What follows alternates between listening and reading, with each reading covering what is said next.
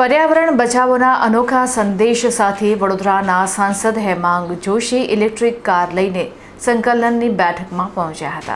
વડોદરાના સાંસદ હેમાંગ જોશી વહીવટીતંત્રની મહત્વની સંકલન સમિતિની બેઠકમાં ઉપસ્થિત રહેવા માટે એક અનોખી શૈલીમાં પહોંચ્યા હતા, જે સમગ્ર સભાખંડમાં આકર્ષણનું કેન્દ્ર બની હતી। સામાન્ય રીતે નેતાઓ મોટી ડીઝલ પેટ્રોલની ગાડીઓનો કાફલો લઈને ફરતા હોય છે, ત્યારે સાંસદ હેમાંગ જોશી પોતાના પત્નીની ઇલેક્ટ્રિક કાર લઈને સંકલનની બેઠકમાં પધાર્યા હતા। વડાપ્રધાન નરેન્દ્ર મોદી દ્વારા દેશભરમાં ગ્રીન એનર્જીનો વ્યાપ વધારવા અને પર્યાવરણના જતન માટે કરવામાં આવેલી અપીલને માન આપીને સાંસદે આ સરાહનીય પહેલ કરી છે। તેઓએ આ માધ્યમથી લોકોને ગ્રીન અને ક્લીન એનર્જી અપનાવી ઇંધણ બચાવવાનો મજબૂત સંદેશ આપ્યો હતો કે પ્રધાનમંત્રીની પર્યાવરણ બચાવવાની અપીલને ધ્યાનમાં રાખીને આજે ઇલેક્ટ્રિક કાર લઈને આવ્યો છું। હવે હું એવી આદત જ પાડીશ કે સત્તાવાર કાર્યક્રમોમાં ઇલેક્ટ્રિક કાર લઈને જ આવું। આ સાથે જ મારો એવો પણ આગ્રહ છે કે જ્યારે કોઈ પણ અધિકારી કે નેતાઓએ એક જ સ્થળે જવાનું હોય ત્યારે અલગ અલગ વાહનો દોડાવવાને બદલે કાર પુલિંગ કરીને એક જ ગાડીમાં જવું જોઈએ, જેથી ફ્યુઅલની બચત થાય। સાંસદની આ પહેલની વહીવટીતંત્ર અને રાજકીય આલમમાં ભારે પ્રશંસા થઈ રહી છે।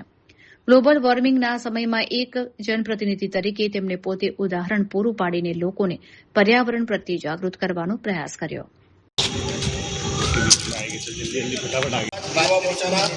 प्रमुख पण छे ने अहींया पहोंच्या पण छे। सीधी बात आपणे हेमंतभाई साथे कहीशुं।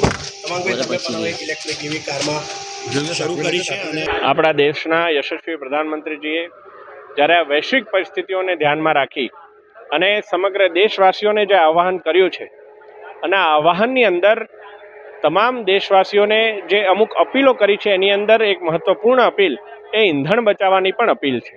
અને આ અપીલના અંતર્ગત જે એનર્જી સસ્ટેનેબલ જે ઓપ્શન્સ છે એને આપણે કઈ રીતે એક્સપ્લોર કરી શકાય એ માટેના આજે એક જે પહેલ છે એ મારા દ્વારા કરવામાં આવી છે। આજે જ્યારે મારા ધર્મપત્ની પાસે જ્યારે ઇલેક્ટ્રિક વ્હીકલ હોય અને તેઓને આજે એમના નોકરી અર્થે ના જવાનું હોય, આજે હું એમનું ઇલેક્ટ્રિક વ્હીકલ લઈને આવ્યો છું અને જ્યારે પણ અમારા ઘરે આ ઇલેક્ટ્રિક વ્હીકલ ઉપલબ્ધ હશે ને મારો પ્રવાસ થવાનો હશે ત્યારે આ જ ઇલેક્ટ્રિક વ્હીકલથી પ્રવાસ કરવાનું હું પ્રયોગ કરીશ અને એ પ્રયત્નથી માનનીય વડાપ્રધાનશ્રીની અપીલમાં હું મારું પણ ખિસકોલી સમૂહ શું યોગદાન આપી શકું એ માટેનો પ્રયાસ કરીશ।